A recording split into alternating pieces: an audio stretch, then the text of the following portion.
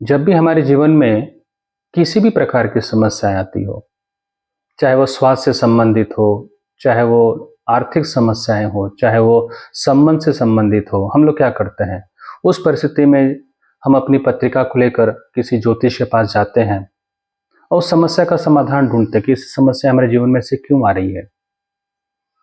पूरा पत्रिका को समझने के बाद वो ज्योतिष आपको बताता है कि कौन से ग्रह आपके कमजोर चल रहे हैं, जिसकी वजह से आपकी ये परिस्थिति हुई है, और उसके अनुसार फिर आपको उपाय बताए जाते हैं।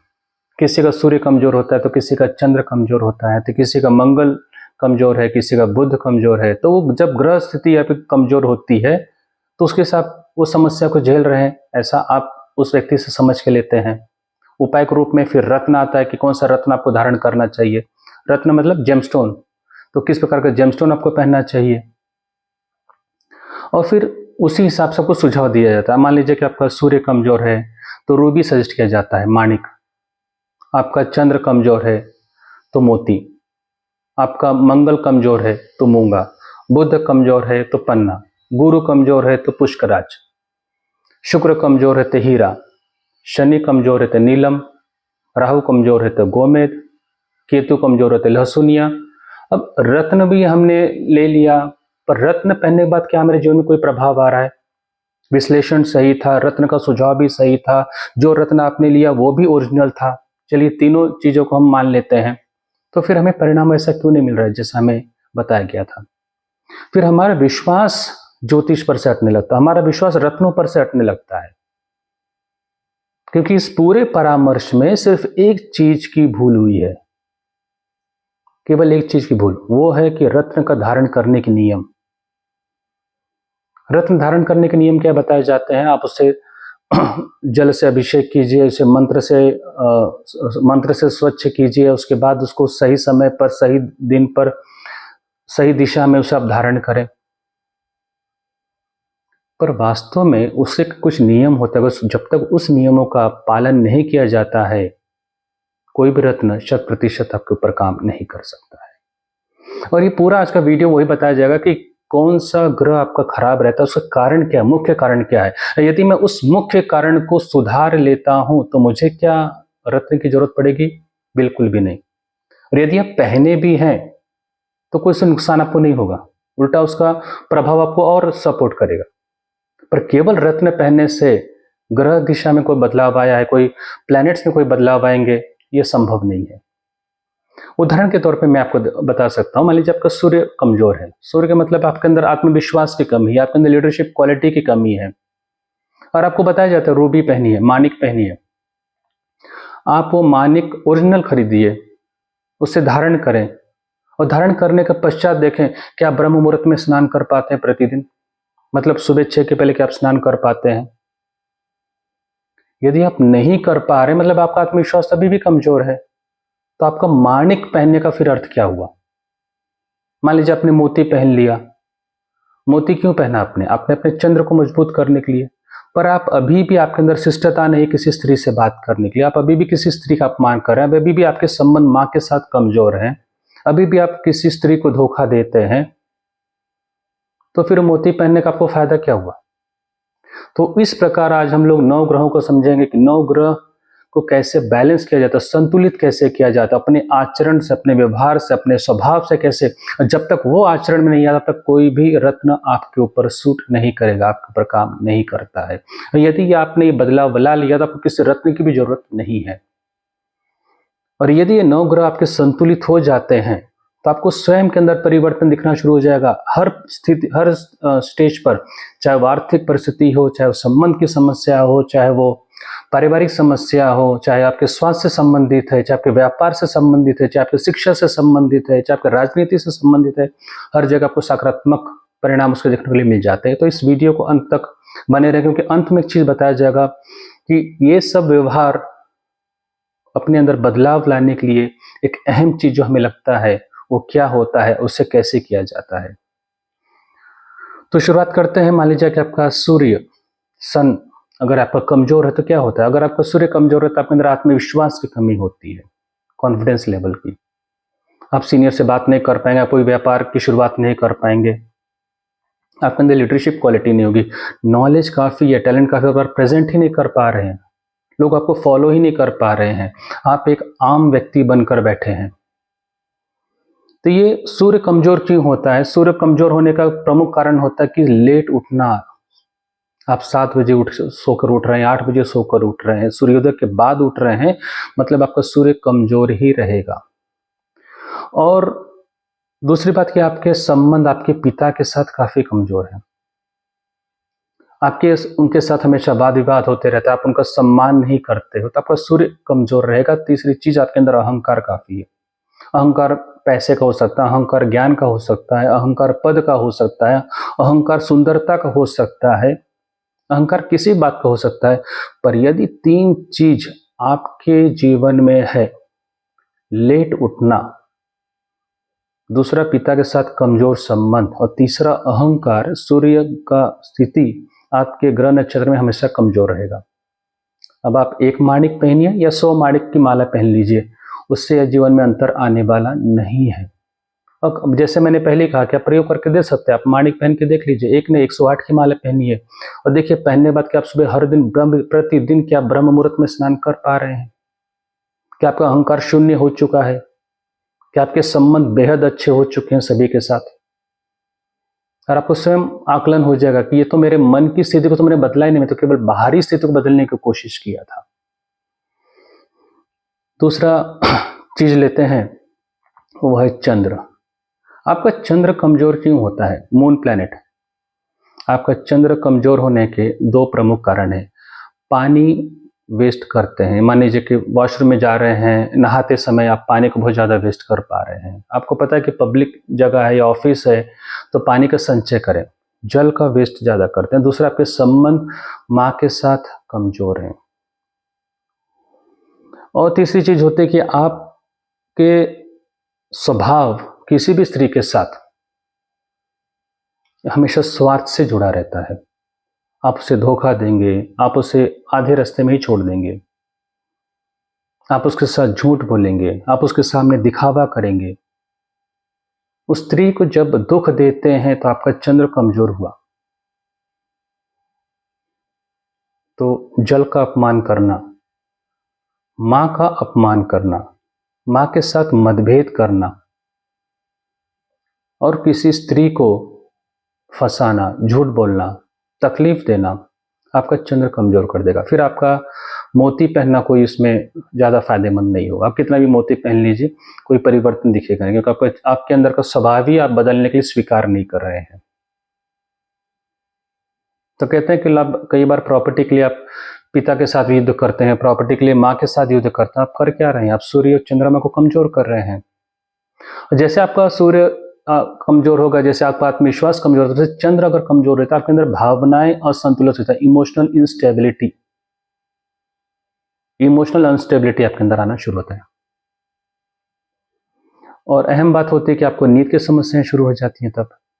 तब आप इस थेरेपिस्ट के पास जाते हैं, उस साइकोलॉजिस्ट के पास जाते हैं, इस साइकेट्रिस्ट के पास जाते हैं, कोई समझ ही नहीं पाता कि आप ऐसा बिहेव क्यों कर रहे हैं। आपका मूड स्विंग शुरू हो जाता है क्योंकि चंद्रमा संतुलन खो चुका है। तीसरी चीज आती है बुध, मर्क्यूरी प्लैनेट। अब ये क्यों होता है? क्योंकि अगर आप किसी के साथ हार्श लैंग्वेज में बात करते हैं, तीसरा चीज हम लोग जो प्लैनेट लेंगे वो है मंगल। तो मंगल खराब क्यों होता है? मार्स और खराब होने का कारण है कि आपके अंदर क्रोध अत्यधिक है। आप कोई भी चीज को वायलेंस के रूप में या फियर के रूप में लोगों के सामने पेश करते हैं। मान लीजिए कि मुझे कोई काम किसी से करवाना है तो मैं इसे प्रेम से भी समझा सकता था, पर मैं हमेशा अपनी डोमिनेटिंग लैंग्वेज, अपने डोमिनेटिंग बिहेवियर, डोमिनेटिंग एटीट्यूड दिखाने की कोशिश करता हूं। मैं अपने क्रोध को प्रकट करता हूं। ऑफिस में तो आप करते हो, साथ में आप घर में भी करते हैं और वायलेंस में भी आप उतर जाते हैं। कई बार आप हाथ उठा देते हैं सामने वाले व्यक्ति को, पर गाली गलौज करते हैं सामने वाले व्यक्ति पर। आप अपना मंगल ग्रह खराब कर रहे हैं, मार्स। अब आप कितना भी मूंगा पहनिए, कुछ फर्क नहीं पड़ेगा। इसका प्रभाव आपको कहां पे पड़ता है? दुर्घटना। जब आपके जीवन में छोटी छोटी दुर्घटनाएं शुरू हो जाती हैं, आप कभी 2 व्हीलर से स्लिप हो गए, कभी आप 4 व्हीलर का एक्सीडेंट हुआ, तो उसका कारण है कि आपका मंगल खराब चल रहा है। तो जो चीज आप शांति से कर सकते थे पर आपने वहां पे हिंसा का उपयोग किया, जो चीज आप शांति से कर सकते थे वहां पे आपने क्रोध का यूज किया, इतना ड्रामा किया, चिल्ला कर बोला, डर दिखाया, तो आपने सामने वाले व्यक्ति का ग्रह खराब नहीं किया, आपने स्वयं के जीवन का ग्रह खराब किया है, मंगल, मार्स। अगले ग्रह पे आते हैं बुध, जिसे कहते हैं मर्क्यूरी। मर्क्यूरी क्यों खराब होता है आपका, बुध ग्रह क्यों खराब होता है? जब आप झूठ बोलना शुरू करते हैं, असत्य बोलना शुरू करते हैं, जब आप हार्श लैंग्वेज का यूज करते हैं, अब्यूजिव लैंग्वेज का यूज करते हैं किसी भी चीज में, तब समझ लें कि आपका चीजें, बुद्ध की चीजें कमजोर होना शुरू हो गई है। आप किसी पर दोषारोपण करते हैं, ये जो घटना घटी इसकी जिम्मेदार सिर्फ आप हैं, ये जो घटना घटी इसकी जिम्मेदारी परिस्थिति है। जब आप ब्लेमिंग के मोड पे आते हैं तो आपके अंदर कोई परिवर्तन आता नहीं, क्योंकि आपने स्वीकार तो किया नहीं कि गलती और मेरी भूमिका क्या थी, पर आपने अपना बुध ग्रह को खराब कर दिया। अब आप उसके लिए पन्ना धारण कीजिए, कोई भी चीज कीजिए, कोई परिवर्तन नहीं आएगा। आप एक अच्छे कम्युनिकेटर नहीं बन पाएंगे, आप कभी भी व्यवसाय में सफल नहीं होंगे। People who fail in the business, one of the reason is mercury is weak, mercury planet is weak, बुध आपका कमजोर है। कहते हैं किसी भी व्यापार में सफल होना है तो पारदर्शिता चाहिए, ईमानदारी चाहिए, स्वयं के साथ, ग्राहक के साथ। पर आप झूठ का देते हैं, किसी को लालच देते हैं, किसी को वो चीज दिखाने की कोशिश करते हैं जो आप उससे कभी भी दे नहीं पाएंगे, कमिट नहीं कर पाएंगे, तो मतलब आप अपने बुद्ध को खराब कर रहे हैं। तो व्यापार में आपको सफलता नहीं मिलती है। कई बार जब आप नौकरी में रहते तो आपका प्रमोशन नहीं हो पाता है, क्योंकि पूरे समय पे आपने झूठ बोला है अपने बॉस से, चापलूसी की है अपने बॉस से। आपके अंदर टैलेंट नहीं था पर आपने चापलूसी करके आप चाहते थे कि आपका अप्रेजल हो जाए, आप आगे बढ़ जाएं, और ऐसे लोगों की सफलता सीमित रहती है, आगे बढ़ नहीं पाते हैं। अगला ग्रह आता है गुरु, जुपिटर। तो लोग कहते हैं जुपिटर को अगर ठीक करना है तो पुष्कर राशि पहने। सर जुपिटर खराब क्यों होता है, गुरु खराब क्यों होता है? जब आप शिक्षकों का और गुरु का अपमान करते हैं तब, जब आप उनकी निंदा करते हैं तब, जब आप उन्हें आभार नहीं प्रकट करते हैं तब। कई बार आप सोचते हैं कि मैंने गुरु को फीस दे दिया है, शिक्षक को फीस दे दिया तो मेरा कार्य समाप्त हुआ। आप शिक्षक के ऋण से, गुरु के ऋण से इस जन्म में किसी भी जन्म में बाहर निकल नहीं सकते, मुक्त नहीं हो सकते। केवल उससे छोटे छोटे किस्त से दे सकते हैं, वो है ग्रेटिट्यूड एक्सप्रेस करके, मतलब उसे आभार प्रकट करके, सम्मान प्रकट करके। तो अगर जब तक जहां पे गुरु का सम्मान नहीं है, जहां पे आप गुरु की निंदा करते हैं, शिक्षा की निंदा करते हैं, तो वहां पे आपका गुरु हमेशा कमजोर रहेगा। और इसका परिणाम ये मिलता है कि आपके घर में आपके बच्चों की शिक्षा कमजोर चलती है। फिर आप सोचते हैं मैंने इतना अच्छा स्कूल लगाया, इतना अच्छा ट्यूशन पढ़ाने के लिए लगाया, इतना अच्छा किताबें ला के दी, इतना अच्छा घर दिया, इतना अच्छा वातावरण दिया, तो मेरा बच्चा पढ़ने में कमजोर क्यों है? उसका मन क्यों नहीं लगता? उसकी एकाग्रता शक्ति क्यों अच्छी नहीं है? उसकी स्मरण शक्ति कमजोर क्यों है? बाकी सारे विद्यार्थी अच्छा पढ़ रहे हैं तो किसी भी चीज में नहीं एकेडमिक्स में, नहीं नॉन एकेडमिक्स में, कारण है कि आपका जुपिटर कमजोर चल रहा है, आपके ग्रह खुद कमजोर चल रहे हैं। अगर आप सोचते हैं पुष्कराज मैं पहन लो या अपने बच्चों को पहना दूं तो उससे कुछ परिवर्तन आएगा, जी नहीं। कहीं ना कहीं आपका डीएनए आपके उसी बच्चे में है। अगला लेते हैं शुक्र। शुक्र कमजोर क्यों होता है? वीनस। तो वीनस के लिए लोग कहते हैं हीरा पहन लीजिए आपका वीनस ठीक हो जाएगा, पर वीनस को कमजोर होने का एक सबसे प्रमुख कारण एक है, वो है चैरिटी न करना, दान न करना। अब लोग सोचते हैं मैं मंदिर में गया, मैंने 10 रुपया डाल दिया, मैंने 101 रुपया डाल दिया, मैं वहां पे गाय खड़ी थी, मैंने गाय को भी खाना खिला दिया, मैंने पुष्पहार लेके गया था, मैंने प्रसाद लेके गया था, तो मेरा कार्य समाप्त हो गया, कि उसे मैं डोनेशन कहता हूँ। डोनेशन और चैरिटी में अंतर होता है। जब आप मंदिर में जाते हैं, जिस भाव से आप देते हैं वो कृतज्ञता होती है, आभार प्रकट करते हैं परमात्मा को कि उसने आपकी आत्मा को शरीर का रूप दिया है, शरीर दिया है, आपके आसपास अच्छे वातावरण दिया, अच्छे लोग दिया है, आपको अच्छे अवसर दे रहा है आगे बढ़ने के, खुद को समझने की, समस्याओं से बाहर निकल, तो आभार प्रकट करने के लिए आपने पुष्पहार दिया है, प्रसाद दिया है, फूल दिया है। चैरिटी उसे कहते हैं कि जब आप किसी ऐसे व्यक्ति की सहायता करते हैं जो आपको कभी न जानता और कभी आपको वो लौटा भी नहीं सकता है, जैसे अनाथ आश्रम, वृद्धाश्रम, गौशाला। तो जब आप इन सब चीजों के लिए जब कोई काम करते हैं तो वो आपकी चैरिटी हुआ। अब लोग कहते हैं मैं चैरिटी क्यों करूं? देखिए, चैरिटी कोई कंपल्शन नहीं कर सकते हैं। चैरिटी कोई ऐसी चीज नहीं कि जिसे हर किसी व्यक्ति को जबरदस्ती करवाया जा सके। जब आपका शुक्र कमजोर होता है तब आप चैरिटी के बारे में कभी सोच ही नहीं सकते हैं, और जब तक चैरिटी के बारे में सोच नहीं सकते तो शुक्र कमजोर ही रहेगा, दोनों एज यूजुअल। और ये कारण है कि आज अधिकतर घरों में 50% से ज्यादा घरों में देखा जाए तो कलह है, मैरिटल इश्यूज, हस्बैंड वाइफ के बीच में, माता पिता का संतान के साथ, संतान का माता पिता के साथ, घर छोड़ के चले जाना। ये रिलेशनशिप इश्यूज कैसे आने लगे? शुक्र कमजोर है। अब आप सोचिए कि आपको एक बिजली का बिल भरना होता है। अब बिजली का बिल हम लोग क्यों भरते हैं? क्योंकि हमें सूर्य प्रकाश मिल रहा है, हमें लाइट मिल रही है, हमें पंखा मिल रहा है, हमें सामने बिजली मिल रही है। यदि मैं उसे 1 तारीख को ना दूं तो शायद मेरा बिजली कट कर देंगे।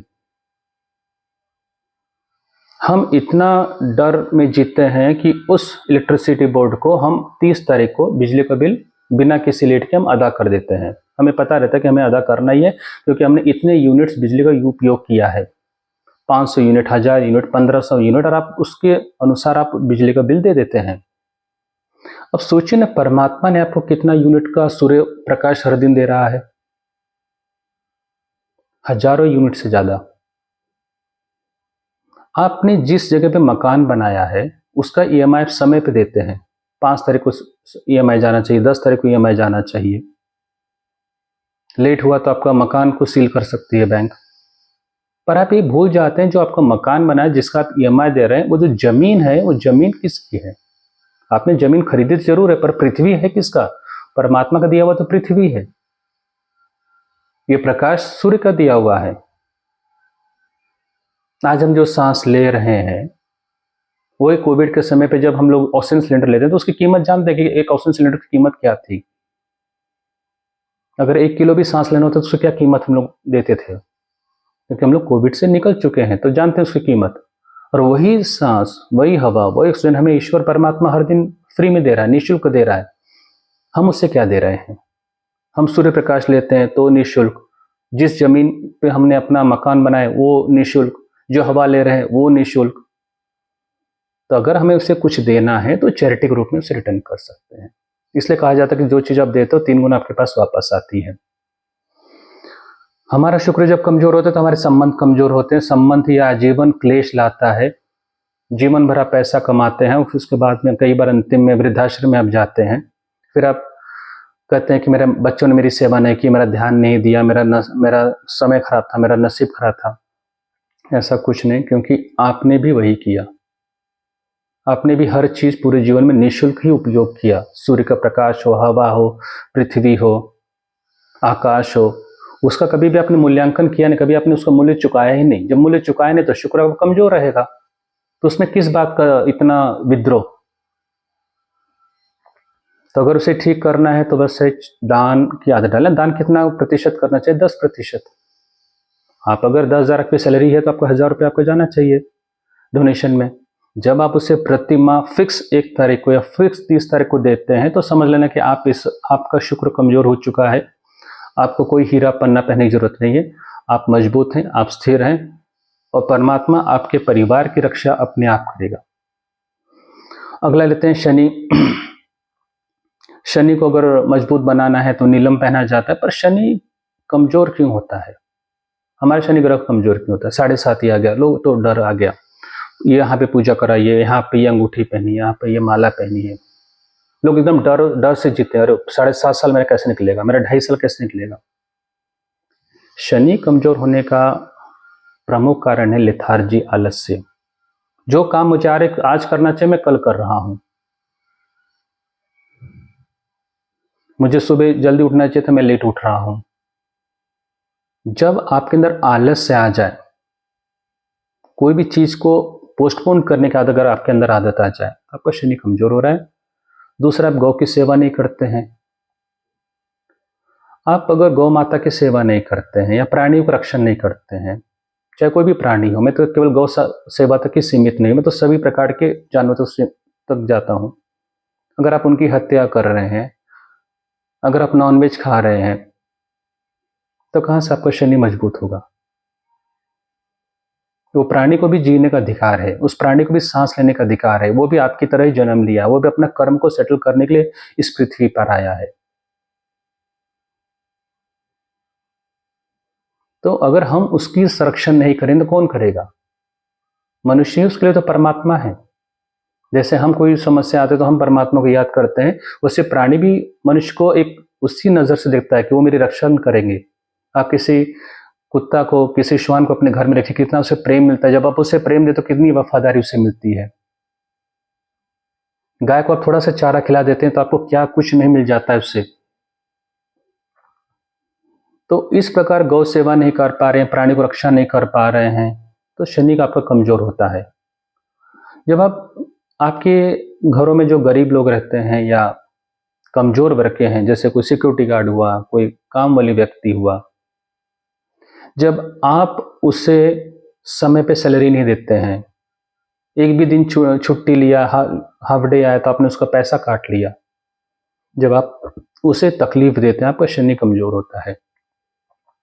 फिर आप कितना भी नीलम धारण करें, शनि मजबूत नहीं हो सकता है। लोग कहते हैं 7.5 साल का होता है 7.5, 2.5 साल का होता है 7.5। मैं कहता हूँ ये जिंदगी भर रहता है। अगर आप हमारे अंदर एक प्रवृत्ति बनी रहे तो जीवन भर रहता है।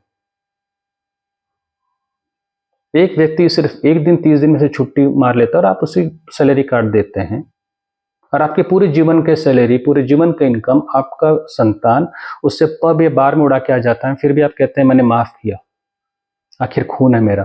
अरे आपके पूरे जीवन की संपत्ति उसने पब, बार, स्टॉक मार्केट में उड़ा दिया, उसने जुए में उड़ा दिया, उसने हॉर्स रेसिंग में उड़ा दिया, उसने मोबाइल गेम में उड़ा दिया, फिर भी आपकी ममता उसके साथ जुड़ी हुई है।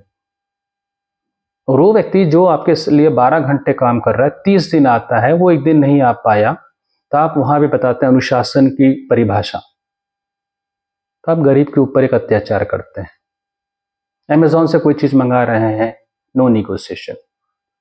फ्लिपकार्ट से कोई चीज मंगा रहे हैं, नो निगोशिएशन। पर वही जब आप रास्ते से जाके आलू टमाटर खरीदते हैं, सब्जी खरीदते हैं, भैया 10 रुपये कम कीजिए ना, 5 रुपये कम कीजिए ना। क्यों कम करें? अरे 20 रुपए का पालक खरीद रहे हैं, आप उसे 15 रुपए में लेना चाहते हैं। वो 5 रुपए में कौन सी बिल्डिंग बनेगा, 5 रुपए में कौन सी कार खरीद लेगा, 5 रुपए में कौन सा वो सोना खरीद लेगा। और आपने वो जो 5 रुपए बचा है, कुछ ही थोड़ा देर आगे जाते हैं और 50 रुपए का पिज्जा, 50 रुपए का अपना नाश्ता कर लेते हैं, 100 रुपए का पिज्जा खा लेते हैं। क्या बचाया आपने? उस व्यक्ति तो 5 रुपए आपने कम कर दिया। कहते हैं मैं तो बहुत अच्छा निगोशिएशन हूँ, निगोशिएशन कर सकता हूँ मैं। देखिए मैं सब्जी में जब जाती है ना मेरी पत्नी, तो आप सोच नहीं सकते 100 रुपए में पूरे हफ्ते सप्ताह भर का सब्जी लेके आती है। वो निगोशिएशन नहीं करती है, वो एक गरीब व्यक्ति के ऊपर अत्याचार करते अपना शनि खराब करती है। जब आपका शनि खराब होता है तो आपके जीवन में संघर्ष शुरू हो जाता है। कोई भी चीज समय पे नहीं मिलती है। जो कंस्ट्रक्शन की आपने प्रॉपर्टी आपकी मिलने वाली थी 2025 में, वो आपको मिलती है 2035 में। आपका ईएमआई जाते रहता है। वो कहते हैं मेरी पत्नी बहुत अच्छी निगोशिएशन करती है, वो पैसे नहीं कम कराती, पर जब वो पालक मेथी खरीदते उससे उससे कहते भैया इसमें मिर्ची भी डाल दो जरा 10-12। अरे मिर्ची क्यों डाल दे 10-12? वो बेचारा डाल भी देता, गरीब आदमी, उसे पता है कि सामने वाले व्यक्ति किस मोड़ पे बात कर रहा है। पर मिर्ची भी पौधे से ही आ रहा है, वो भी उसके जीवन का वो सेल उसे बेचने के लिए उसने रखा है। पर आप उसे डिस्काउंट ना मांगता, आपसे कहते हैं उसे भैया उसमें 15-20 मिर्ची डाल दीजिए। इस प्रकार हम अपना शनि खराब करते हैं। फिर आप शनि शिंगणापुर जाइए, फिर आप काला वस्त्र धारण करें, फिर आप नीलम धारण करें, कुछ भी अंतर नहीं पड़ेगा, क्योंकि जीवन में संघर्ष बना रहेगा। क्योंकि उस व्यक्ति की जो बद्दुआ कहते हैं, कर्स कहते हैं, वो आपको छोड़ता नहीं है। रास्ते में जा रहे हैं और आपका गाड़ी पंचर हुआ हाईवे पे, 50 किलोमीटर पीछे भी कोई, 5 किलोमीटर पहले भी कोई साधन नहीं, 5 किलोमीटर आगे भी कोई साधन नहीं, हाईवे पे घाट पर आपकी गाड़ी खराब है, उसमें जो व्यक्ति आता है, जो कीमत लगाता है, फिर आपको देना पड़ता है। तब आप उसके साथ नेगोशिएशन कर सकते हैं, भैया 100 रुपये का पंक्चर आप 1000 रुपये क्यों ले रहे हो, फिर भी लेता है आपसे 1000 रुपया। और वो 1000 रुपया कुछ नहीं होता, वो जो 5-5 रुपये आपने बचाए थे, वो प्याज खरीदने में, 5 रुपये आलू खरीदने में, 5 रुपये मटर खरीदने में, वो सब 1000 रुपये में चले गए। तो इस प्रकार आपका शनि खराब होता है। अब बात करते हैं राहु की। राहु क्यों खराब होता है? राहु अगर खराब हो जाए तो आपके जीवन हमेशा कंफ्यूजन बना रहता है, मैं ये करूं कि वो करूं। लोग अपने बिजनेस में एक्सपेरिमेंट करते रहते हैं, कभी ये फेल हुआ, कभी वो फेल हुआ। नौकरी में एक्सपेरिमेंट करते हैं, यार इस कंपनी से मुझे दूसरी कंपनी में जाना है। आपके जीवन में स्थिरता नहीं रहती है, देयर इज नो स्टेबिलिटी, चाहे वो प्रोफेशन हो, चाहे वो व्यापार हो, चाहे वो विवाह हो। यू कीप ऑन हॉपिंग, एक डाइवोर्स हुआ तो सेकंड डाइवोर्स खत्म हुआ तो थर्ड डाइवोर्स। ये राहु कमजोर क्यों होता है? उसका कारण है कि आप अल्कोहल, जुआ, शराब के आदी बन चुके हैं, बैड हैबिट्स। तो जब आप मदिरा पान में उतर जाते हैं, जुआ खेलना शुरू कर देते हैं, चाहे वो मोबाइल पे ही जुआ क्यों ना खेले, उसे मोबाइल गेम नहीं कह सकते, एक प्रकार का जुआ है वो, तो आपका राहु अपने आप कमजोर होना शुरू हो जाता है। अब राहु को ठीक करने के लिए आप गोमेद पहनते हैं, कोई असर ही नहीं पड़ रहा है। अरे आप अपना शराब तो छोड़ना ही नहीं चाहते हो, आप अपना जुआ खेलना छोड़ना ही नहीं चाहते, आप ऑनलाइन गेम छोड़ना ही नहीं चाहते हो, आप लॉटरी सट्टा छोड़ना ही नहीं चाहते हो। तो जब आप ये सब चीज छोड़ोगे नहीं तो कैसे आपका राहु ठीक होगा? और दूसरा कारण है राहु कमजोर होने का, वो है निंदा करना, किसी के पीठ पीछे निंदा करना। कि चलो मैं तो कोई व्यसन नहीं करता हूं, एक्सेप्टेड, मैं कोई व्यसन नहीं करता हूं, मैं प्योर वे शाकाहारी, पर मैं मुंह से दिन भर कितने लोगों को मैं निंदा कर रहा हूँ, ये व्यक्ति ने ऐसा किया, व्यक्ति ने ऐसा किया, व्यक्ति को ऐसा होना चाहिए था। आपका पूरा दिन अगर निंदा करने में जा रहा है तो आपका राहु कमजोर होगा। जब आपका राहु कमजोर होता है तो होता क्या, आप कंफ्यूजन के स्टेट में रहते हैं, आपका सडन लॉस होता है, सडन, बिना किसी कारण का हार्ट अटैक हुआ, रात में सोते सोते आप हमेशा के लिए सो गए, सांस आपकी बंद हो गई,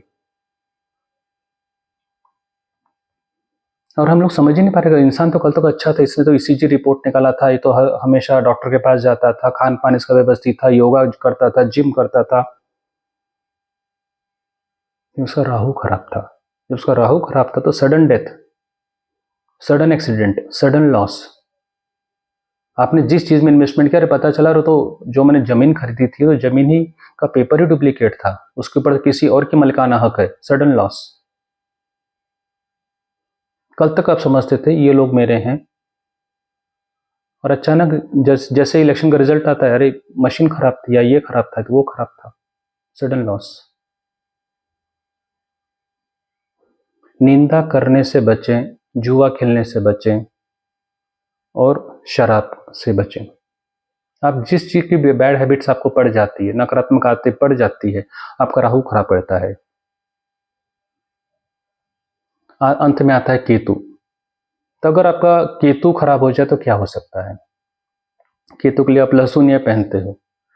केतु में एक चीज होती है, वो है आप ब्लेम करते हो, यानी कि चाहे वो व्यक्ति हो, चाहे वो वस्तु हो, चाहे परिस्थिति हो, आप रास्ते से जा रहे हैं, गाड़ी की स्पीड आपकी भी ज़्यादा थी, और सामने से कोई व्यक्ति आ जाता है, धक्का लग जाता है टू व्हीलर का, तो आप बाहर निकल के आप उसको चिल्लाना शुरू करते हैं, ब्लेम के मोड़ पे आप आ गए। कहीं ना कहीं आप भी तो स्वीकार कीजिए, आपकी गाड़ी वहाँ पे 60 की स्पीड पे चल रही थी, बल्कि उस रास्ते पर ही लगा था बोर्ड कि 40 की स्पीड पर चले, यहाँ पे स्कूल है, यहाँ पे गाँव है, वहाँ पे डिवाइडर नहीं था, आप 60 की स्पीड पे गाड़ी चलाते हो, कहते हैं और वो व्यक्ति तो ऐसे आ गया। गलती किसकी है? पर आप ब्लेम तब तक करेंगे जब तक खुद को जस्टिफाई नहीं कर देंगे। जीत किसकी हुई? हो सकता है आपकी जीत हो, सामने वाला व्यक्ति कोई गरीब व्यक्ति था, पर आपने अपना केतु खराब कर दिया। ब्लेमिंग का मोड जब तक आपके अंदर से जाएगा नहीं, तब तक आपका केतु ठीक नहीं हो सकता है। और ब्लेम हम लोग बहुत आसानी से कर लेते हैं हर चीज में। फेल हुआ, पेपर मुश्किल था, बिजनेस मेरा सफल नहीं चल रहा क्योंकि मार्केट का सिनेरियो खराब है, उसी कोविड में कई लोगों ने संपत्ति बनाई, उसी कोविड में कई लोगों ने संपत्ति गुजार दी। आपके देखने का नजरिया कैसा है? Why you blaming the people, why blaming the situations all the time? मुझे नौकरी नहीं लग रही है क्योंकि मैंने शिक्षा नहीं की, मैंने शिक्षा, मैंने गरीबी बहुत थी, मेरे घर वालों ने मुझे पढ़ाया नहीं। आप माता पिता को ब्लेम कर रहे हो। अरे मैं तो पुलिस बन सकता तो मेरी हाइट ही इतनी अच्छी नहीं हुई, मेरी हाइट अगर अच्छी होती तो मैं शायद पुलिस में होता था। आप अपने शरीर को ब्लेम कर रहे हो।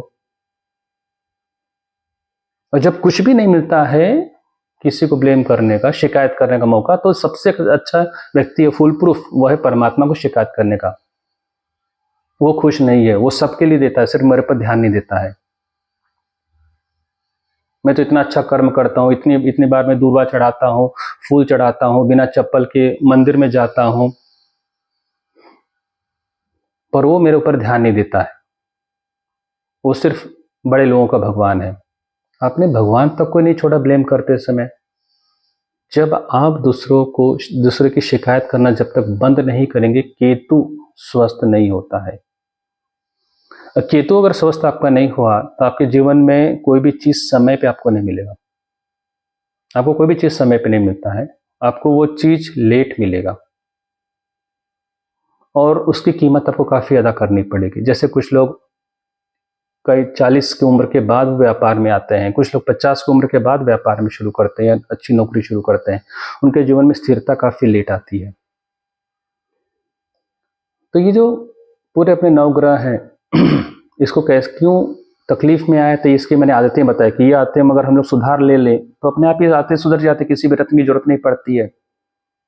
पर अपनी आदतों को कैसे सुधार में लाते हैं? अपनी आदतों को तभी सुधार में लाते हैं जब हमारा ईड़ा, पिंगला और सुषुम्ना नाड़ी संतुलित हो। शरीर में 3 नाड़ियां होती हैं। हमारे आदतों में तभी परिवर्तन आता है जब हमारे शरीर के 114 चक्र संतुलित हो। लोग सिर्फ 7 चक्र के ऊपर बात करते हैं। 114 चक्र जब संतुलित होती है, हमारे अंदर परिवर्तन आना शुरू हो जाता है। हमारे अंदर परिवर्तन तब आता है जब हमारे अंदर एक संकल्प शक्ति हो जाए कि मुझे सफल होना है हर क्षेत्र में, संपूर्ण सफलता, वो पहला लक्ष्य होना चाहिए। और सफलता इसलिए जरूरी है क्योंकि मैं यहां पर आया हूं, केवल हम दो और हमारे दो के लिए नहीं, मैं यहां पर आया हूं अपने देश के लिए, मैं यहां पर आया हूं अपने समाज का उत्थान करने के लिए, मैं आया हूं इस पृथ्वी में परिवर्तन लाने के लिए। जब आपके अंदर इसी मंगल सोच है, अच्छी सोच है, तब आपको एक चीज को सुझाव दिया जाता है कि आप ध्यान करें, केवल 20 मिनट ध्यान, 20 मिनट सुबह, 20 मिनट शाम में। लम क्रिया ध्यान, लम क्रिया ध्यान आपके ईड़ा, पिंगला, सुषुम्ना नाड़ी को संतुलित तो कर दे, 114 चक्रास को संतुलित कर देता है। केवल 45 दिनों में आपको समझ में आएगा कि अरे कल तक तो मैं ब्रह्म मुहूर्त में उठ नहीं पाता, तो मैं ब्रह्म मुहूर्त में स्नान कर रहा हूं। कल तक मैं लोगों के प्रति आसक्ति थी, निंदा करता था, झूठ बोलता था, पॉजिटिव था, आज मैं पूरी तरह से डीअटैच्ड हूं। डीअटैच्ड हूं, डिस्कनेक्टेड नहीं। डिस्कनेक्शन और डीअटैचमेंट में फर्क होता है। डीअटैचमेंट मतलब होता है आप उनकी सेवा तो दे रहे हैं पर बिना किसी अपेक्षा के, आप उन्हें प्रेम दे रहे हैं, आप उनके साथ स्वार्थ के आपके संबंध खत्म हो चुके हैं। आपका स्वास्थ्य तो अच्छा होता ही है, आप अपने भाग्य के स्वयं विधाता बनते हैं। ईश्वर आपके कण कण में बसना शुरू करते हैं क्योंकि आप ईश्वर के संतान हैं। ईश्वर आपके कण कण में बसता है, बस उसे केवल जागृत करने का बसता है। जब वो जागृत हो जाता है परमात्मा, तो आपको किसी भी माला की, किसी भी अंगूठी की, किसी भी क्रिस्टल की आपको जरूरत नहीं पड़ती है। यदि आप वो पहन भी लेते हैं तो उसमें कोई नुकसान आपको नहीं करेगा, पर आप आत्मनिर्भर बन जाते हैं, स्वतंत्र बन जाते हैं। तो आप अपने ग्रहों को संतुलित करने के लिए अपने आदतों में सुधार लाएं और अपने आदतों को सुधार करने के लिए अपने जीवन में लम क्रिया ध्यान को जरूर और अवश्य करें। परिणाम निश्चित मिलेगा क्योंकि आप परमात्मा के संतान हैं। ईश्वरी शक्ति आपके अंदर है। जय हिंद।